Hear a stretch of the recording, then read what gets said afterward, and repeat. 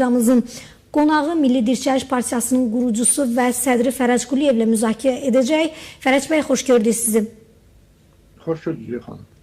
Fərəc bəy, hal-hazırda Yaxın Şərqdə baş verən hadisələri necə qiymətləndirirsiniz?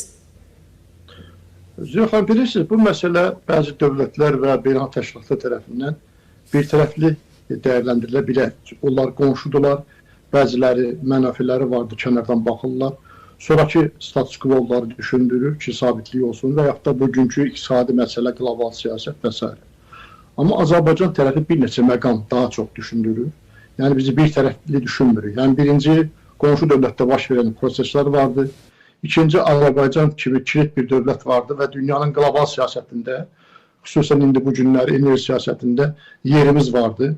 Baş verənlərimizə təsiri vardı. Üstəlik, biz təkcə qonşu dövlət deyilik. Və orada yaşayan 50 milyona qədər Azərbaycan türkünün taleyi də bizi maraqlandırır, düşündürür. Bu kontekstdə məsələyə baxmalıyıq. İkinci isə mən hesab edirəm ki, bu müharibə baş veribdir. Biz müharibə dəyərləndirilməsi öz yerində, həm də bütövlükdə Azərbaycan Milli Azadlıq Hərəkatının bugün güneydə gedən hissəsinin, güneydə gedən Milli Azadlıq Hərəkatının taleyi və müharibənin təsiri kontekstində məsələyə yanaşmalıyıq. Çünki oradakı güneyli soydaşlarımızın taleyi bu məsələdən xeyli dərəcədə asılıdır. Ona görə biz 3 kontekstdən məsələyə dəyərlənməli yapmalıyıq və üstəlik də yaranacaq yeni status quo-da Azərbaycan türkünün taleyi yeri və bu arada baş verəcək hadisələrin Azərbaycan insanlarının orada təsiri çox bizi düşündürür. Yəni əslində indi elə bir şərait yaranıbdır ki, risk amiliyyətdən artıq çoxdur. Orada yaşayan çox saylı Azərbaycan türklərinin ciddi şəkildə risk altında qalması vardır. Düzdür, əhalinin çox saylı olması bir çox məsələləri həll edir, amma say məsələsi hər şey həll eləmir. Əsasən siyasi və təşkilatlanma məsələləri və bunun mexanizminin hazırlanması olmadan sayın əhəmiyyəti olmur. Etiraf eləməliyik ki, bu günləri daha çox Kürdlərin təşkilatlanması, silahlandırılması istiqamətində işlər gedir. Hətta İrandan kənarda olan Kürd təşkilatları birləşdirilir. İrandan çıxıb İraqa getmiş Kürdlərlə bir yerdə silahlı vəziyyətdə İranın məsələlərinə, deməli, daxilinə müəyyən məsələdə təsir etməsi imkanlar axtarılır.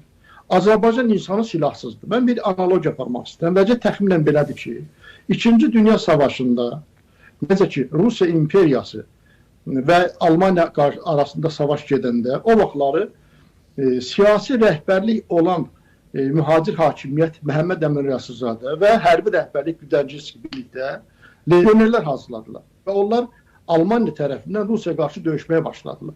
Bəlkə oxşatma biraz kobud ola bilər, amma söhbət ondan gedir ki, söhbət Azərbaycanın istiqlalına qovuşması üçün əllərindən gələn etməkdən gedirdi.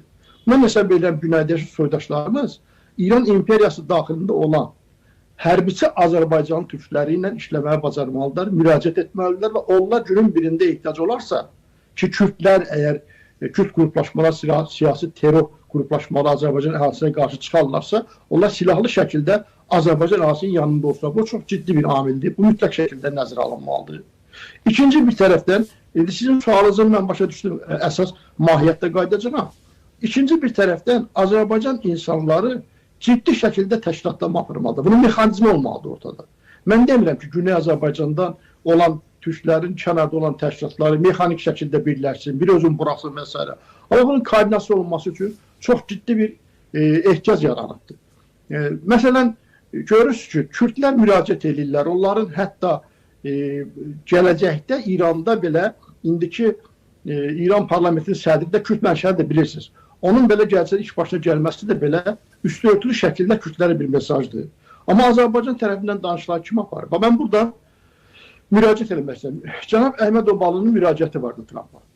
Mən hesab edirəm ki, bu ciddi şəkildə sözlü olan əlimizdə bir kanal var, Güraz TV vardı. Güneydən olan insanları mən çox yaxşı tanıyam. Mən Dünya Konqresinin rəhbərliyində olmuşam. İsti Firudin Pərvizniya, Rəhəm Şahbazi, Çingiz Göytürk, Salih İldirim, Salih Kamrani, Əjdər Tağızadə, adını çəkmədiyim onlarla insanın təşkilatları vardı ki, onlar artıq bir yerdə yığışıb. Məsələn, Əhməd Obalını təklif edə bilərlər ki, adımızda o danışır. Artıq Amerikanla danışsınlar, başqa dövlətlərlə danışsınlar.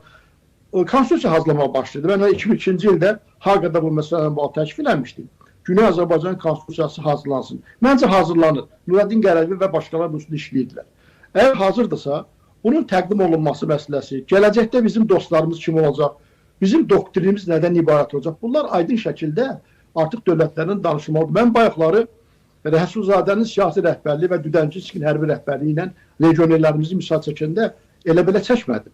Təxminən oxşar bir vəziyyət yaranır. Burada proses gedir və İran, İsrail artıq İranla savaş aparırlar. Biz burada bu amili doğru şəkildə dəyərləndirməliyik ki, Azərbaycan Milli Azadlıq Hərəkatının nəticələrinə pis təsir eləməsin. Əksinə, biz bu məsələdə nəticələri almaq üçün bu elementdən istifadə edib rahat şəkildə almalıyıq. Bəzən yıpradıcı fikirlər səslənir. Elə sizin televizdə mən baxıram ki, hər kəsi danışdırırsınız, bəziləri federalizmdən danışırlar, bəziləri nə bilim İranda dəyişiklik olarsa, gəlin razılaşaq deyirlər falan. Bəziləri gəl Azərbaycanda bir konfrans təşkil edək, görək nə olur. Azərbaycanda konfrans təşkil olunmayacaq, bu mümkün deyil. Çünki Azərbaycan-İran münasibətlərində indiki anda burada konfrans keçirməsi mümkün deyil. Quş qoymaq naminə fəaliyyət lazım deyil. Bu günlər ortada ciddi şəkildə ideologiya vardır. Mən həmişə demişəm ki, millətin arzusu, istəyi elə milli ideologiyadır. Millətin arzusu ədalət statikonu həll eləməkdir. Azərbaycanın bütövlüyünü və ərazi bütövlüyünü və gələcəkdə də Gün Azərbaycanın müstəqilliyi və gələcəkdə bütövlüyünü təmin eləməkdir. Bu bizim ədalətli statistikumuz budur. Adenauer 49-cu ildə Almaniyanın, Qərbi Almaniyanın konstitusiyasını yazanda orada bir maddə saldı. Çox təpkilər oldu. O yazdı ki, Almaniyanın şərqi qərbindən müvəqqəti olaraq düşübdür. Üstünə gəlirdilər. Amma üstünə 50 keçdi, Almaniya birləşdi. Biz Zidanı sualda gizlətməli deyilik. Azərbaycan həqiqətlərini ortaya qoymalıyıq. Bayaq dediyim kimi, birinci siyasi fəallar, daxildə olanlar, kənarda olanlar bir adı altında birləşməlidirlər.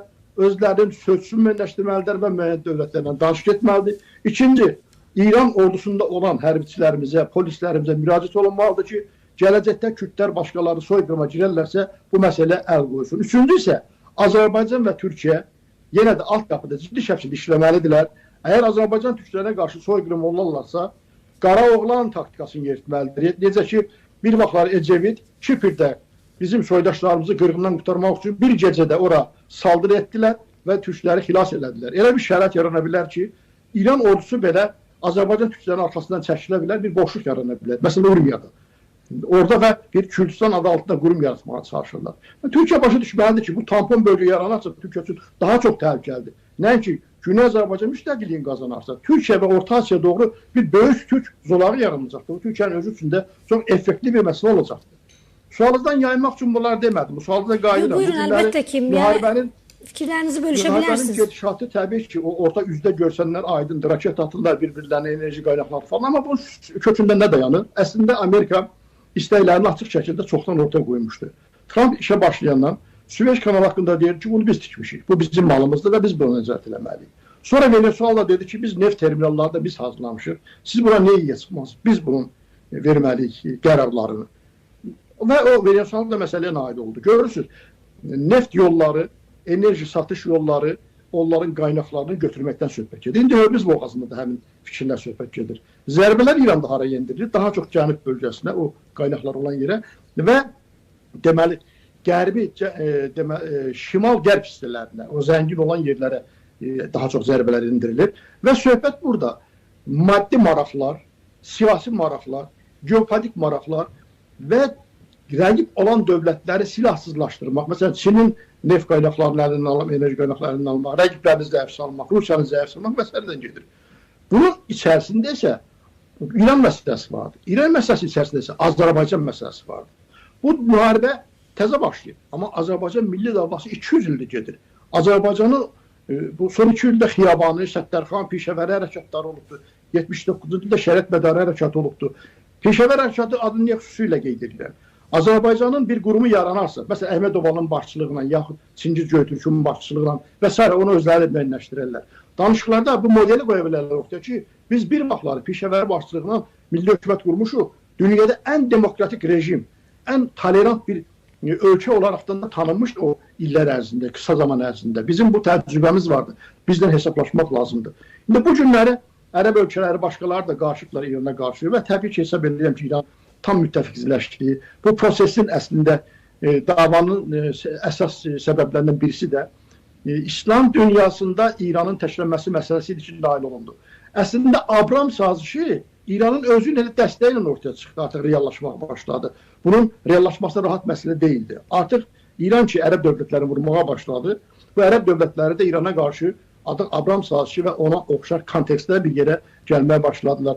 Məncə bu savaş belə tezliklə indi bəziləri proqnoz verirlər ki, müəyyən detallar hasil olandan sonra səngə bilər.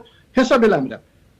Ox yaydan çıxıbdır, çox ciddi proseslər baş verir və bu geopolitik dəyişikliklərdə Azərbaycan tərəfi özünə uyğun olan İran əhalisinin 52%-ni təşkil edən 48 milyona qədər adam insanımızın iradəsini orada nəzərə almamağın mümkün olmamağını ifadə eləməliyik, hazırlığımızı görməliyik. Azərbaycan tərəfi əlindən gələn məsələləri at eləməlidir. Mən o ideyanı bəyənmirəm ki, Azərbaycan bir konfrans çağırsın, xaricdəkiləri bura çağırsın falan. Bunun bir mənası da yoxdur. Bu quş qoymaq məsələsi kimi bir şeydir. İdeyanı verirlər, amma bunun gerçəkləşməsi də mümkün olan məsələ deyil. Əgər toplamaq lazımdırsa, Güney Azərbaycan olan fəallar, elə bu quzeydən olan fəallar da Avropada başqa yerdə toplanıb bir müəyyən qərarlar verə bilərlər, neytral bir yerdə qərar verə bilərlər. Sadaladığım bu 3 məsələnin əhəmiyyətli olduğunu düşünürəm.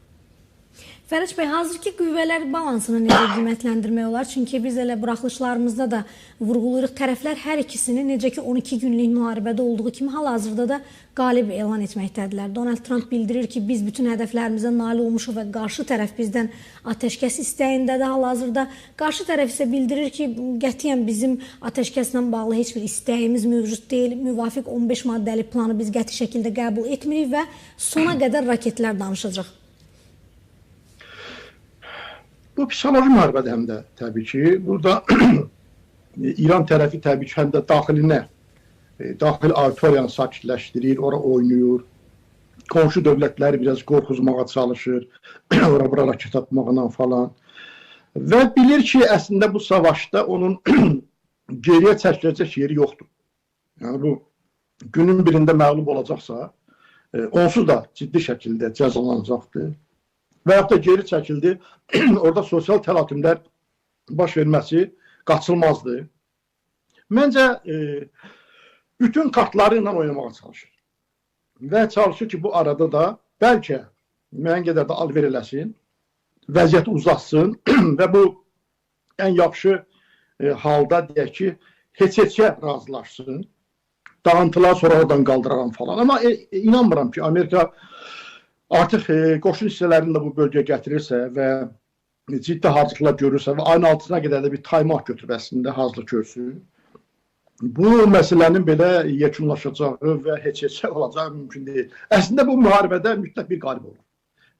Belə müharibələrdə tərəflərin heç biri qalib gəlməsin və geri çəkisi məsələsi yoxdur. Mən İranın ciddi şəkildə bu məsələdən dağılmış, dəyişilmiş şəkildə çıxacağını inanıram. Zənginləşdirilməsi, proksi qüvvələr üzərində nəzarət məsələsi necə? Fərəc bəy, Trumpın iddia etdiyi kimi artıq bu hədəflərə həqiqətən də hal-hazırda nail olunubmu sizcə? Hərdən bir fikir deyilir, amma əslində uranın zənginləşdirilməsinin dayandırılması mümkün olsa da, bu materialların hər halda İranın üzərində qalması reallıqdır. Və günün birində bu materiallardan çirkli bomba kimi də, çirkli nüvə bombası kimi də istifadə etmək mümkün. Bu da çox təhlükəli bir məsələdir. Yəni, üçüncü dövlətə İran özünün uran ehtiyatlarını verməyəcək və dağların altında gizlətdiyi sentrifugalar falan da müəyyən qədər zədə alsa da, ki onlar zədə alandan sonra tez bir zamanda sahmana salmaq, işlətmək mümkün deyil. Amma əlində olan 400 kiloqram uran ciddi bir məsələdir. Bundan geri çəkilmirlər və nüvə proqramını davam etdirəcəklərini iddia edirlər, təkid edirlər. Üstəlik də ballastik raketlər məsələsində də qısa məsafəli raketlərin olması da uzun mənzilli raketlərdə imtina məsələsində də birmənalı şəkildə imtina etmə fikirləri yoxdur. Və təsəvvür edir, İran əgər bunu bilirsə ki, nüvə verəcəksə, o uranı verəcəksə, raketlərdən imtina edəcəksə, sabah bir gün, bugünkü günü gözünün qabağına gətirir ki, bir savaş olacaqsa yenidən o nə ilə cavab verəcəkdir? O geri çəkilməyəcək. Və yaxud da İsrail tərəf başa düşürsə ki, əgər onlar bundan imtina eləmirlərsə, bu materialları nəyə saxlayırlar, niyə hazırlayırlar? İsrailə qarşı saxlayırlar və yaxud da ki, İsraili müdafiə edən yaxın ölkələrdəki Amerika bazarlarına qarşı saxlayırlar. Ona görə bu potensial təhdidi saxlayıb geri çəkilmək mümkün deyil. Üstəlik də Amerika burada çox küllü miqdarda vəsait xərcləyibdir və belə vəsaitin xərclənməsindən sonra Amerika təcrübəsində bu xərci ödətmədən geri çəkilmə yoxdur. Xatırlayırsınızsa, İraqda Trump müəyyən hərbi silah çalanda keçən dönəm seçkilərdə qalib gəldiyi müddətdə bir söz dedi. O dedi, mən burada öz əsgərlərimi döyüşdürməyəcəm, amma mənim əsgərlərim neft yataqlarının yaxınlığında yerləşəcəklər və nefti götürməyə başladılar. O qədər götürməyə başladılar ki, qoyduqları xərci dəfələrlə çıxarsınlar. İndiki halda da bura bu qədər ordu gətirilir, hər gün milyardlarla vəsait xərclənir. Hələ yenə də senatdan, nə bilim, falan yerdən pul istəyirlər Trump administrasiyası. Bunun ardınca da qarşısında seçkilər gəlirlər. Bunun ardınca da yarı yoldan belə vəziyyətdə qayıtmaq və İrana heç bir şərti qəbul etdirmədən qayıtmaq mümkün deyil. Bunu İran da başa düşür. Ona görə də İran da səfərbərlik elan edib 1 milyona qədər əskər yığma haqqında düşüncəsi vardı. Mən hesab edirəm, amma bir yaxın zamanda artıq müəyyən hədəflər də vurulandan sonra əgər elektrik enerjisinin təchizatı ilə bağlı müəssisələrə də zərbə vurularsa, su təchizatına bağlı müəssisələrə də zərbə vurularsa, ondan sonra bu məsələnin üzərində daxili etirazlar da gələ bilər. Artıq məlumatlar var ki, İran təhlükəsizlik qüvvələrində, ordusunda, polisində hətta onlar belə maaşların verilməməsindən gileylənirlər və etiraz edənlər vardı. Belə vəziyyətdə məncə kombinə olunmuş və bir neçə amillə möhkəmləndirilmiş yeni həmlələr hazırlanır və ayın 6-sına qədər güya danışıqlar, güya vaxt vermə məsələsi sadəcə vaxt qazanmaqdan başqa bir şey deyil və mən bu məsələdə İsrailin və Amerikanın geri çəkiləcəyini düşünmürəm. Hətta burada artıq ərəb dövlətlərinin bəzilərinin yenidən qoşulacağı, məsələyə qoşulacağı düşüncəsində mən bölüşürəm. Üstəlik, ola bilər Avropa dövlətlərindən də hansılarsa Amerika dəstək versinlər. Biz bütün bu məsələnin içərisində yenə o deyək, bu iki daşınasının narahatlığını bildirəcəm. Azərbaycan kontekstindən, Azərbaycan Milli Hərəkatı kontekstindən ki, bəziləri bunu Güney Azərbaycan Milli Azadlıq Hərəkatı adlandırır. Ben bunu qəbul etmirəm. Bu, bütün Azərbaycan Milli Azadlıq Hərəkatı. Bunun quzeydə nəticələri vardır, güneydə də savaşımız gedir. Biz hamımız fərq olaraq orada da əskər kimi öz xidmətimizi göstərməliyik. Biz yenə də bayaq dediyim kimi orada əhali sayımızın siyasi və təhlükəsizlik baxımından toparlanma, təşkilatlama mexanizmini qurmalıyıq. Onu idarə edəcək koordinasiya şurasını qurmalıyıq. Bizim orada xidmət edən imperiya ordusunda, İran imperiyasına xidmət edən əskərlərimizin, zabitlərimizin, polislərimizin milli hədəfə xidmət eləməsini təmin etmək üçün yollar aramalıyıq. Türkiyə və Azərbaycan siyasətində İran məsələsində, İranda yaşayan Azərbaycan türklərinin qorunması məsələsində altyapıda ciddi şəkildə yeni konstruksiyalar qurmalıyıq. Bundan başqa bizim yolumuz yox. Bəli, müharibənin davam etməsi ilə bağlı Fərəc bəy, necə proqnozlarınız varmı? Yəni daha nə qədər müddət davam etmə imkanları mövcuddur tərəflərin imkanları baxımından? İran dövləti bu günləri kamikadze dron kimi davranır. İranın itirəcəyi bir şey yoxdur, İran rejiminin itirəcəyi bir şey yoxdur. Onlar bilirlər ki, bütün hallarda ya müharibəni tutsalar, müharibə caniləri kimi, terörist dövlət kimi cavab verməlidirlər. Ya da əgər belə buraxsalar bunlar, dayansalar da günün birində xalq qarşısında cavab verməli olacaqlar. Bunlar bütün hallarda zəifləmiş halda heç kimə cavab verə bilməzlər. Ona görə bütün imkanlarıyla həm özlərini, həm ətrafındakıları yandırmaq takkası seçibdilər. Ona görə həm də ətraf dövlətləri, Azərbaycana da atdılar raket, Türkiyədə atdılar raket, indi imtina edirlər ki, yox biz atmamışıq. Araşdırmalar getdi, Türkiyə rəsmiləri də atıb bildilər ki, Tehran tərəfindən yaxınlığındakı bir bazadan atılıbdır raket. Deyirlər, bunu kim atıb bilmirik falan, kim atacaq? Tehran yaxında olan İran məmur ata bilər. O raket bazasında kim ola bilər ki? Atıblar. Onlar istəyirlər ki, bu qonşu dövlətləri, ərəb dövlətləri Amerika başqalarına təzyiq eləsinlər ki, müharibəni dayandırsınlar, vurmasınlar bunları. Amma əksinə gördülər ki, artıq ərəb dövlətləri də artıq koalisiya olaraqdan Amerikanlarla bir yerdə bunları vurmağa başlayacaqdır. Ona görə onlar belə bir dənə də deməli sistem qurubdular ki, əgər mərkəzdən əlaqələr kəsilərsə, 7 bölgə öz başına qərarlar versin. Bu, əməlli başlı idarə olunmaz bir xaosdur. İdarə olunmaz bir xaosdur. Bunlar da nə edəcəklər? Sona qədər savaşmaq, əllərində olan bütün imkanları istifadə etməyə çalışacaqlar. Ona görə müharibənin uzanması bunların imkanlarının tükənməsinə bağlıdır. Məncə də artıq yaxın zamanlarda, indi dağların altında falan yerdə təcrübə raketləri falanları vardır. Bunlar tükənənə qədər müqavimət göstərsələr də sonuçda uzağa deyək ki, 2 həftəyə falan bir müddətdə artıq bu məsələdə yekunlaşdırmaq mümkündür. Çünki Trump da artıq Amerikada silah istehsalını 4 dəfə artırmaq üçün artıq tapşırıq verdi və Almaniyadan, xüsusən Avropadan bəzi silahların gətirilməsindən bağlı danışıqlar apardı. Ordusunun qalan hissəsini bura gətirməyə çalışır. Çox böyük bir hücum hazırlanır. Ona görə müharibənin yəqin ki 2-3 həftədən çox olmayaraq davam etməyəcəkdir və bundan sonra da bu İranın tam şəkildə açıq gözlər. Mən hər halda belə düşünürəm, amma gerçəkdən də bəzi məsələlərdə də çox şanslıdır. Aydındır. Minnətdarıq sizə Fərəc bəy, dəvətimizi qəbul etdiyiniz üçün, maraqlı fikirlərinizi bizimlə bölüşdüyünüz üçün. Mən təşəkkür edirəm, xanım. Sağ olun. Sağ olun. Bəli, əziz izləyicilər, qonağımız Milli Dirçəliş Partiyasının qurucusu və sədri Fərəc Quliyev idi və biz onunla bir çox məsələlərdən danışmış olduq, müzakirələr aparmış olduq.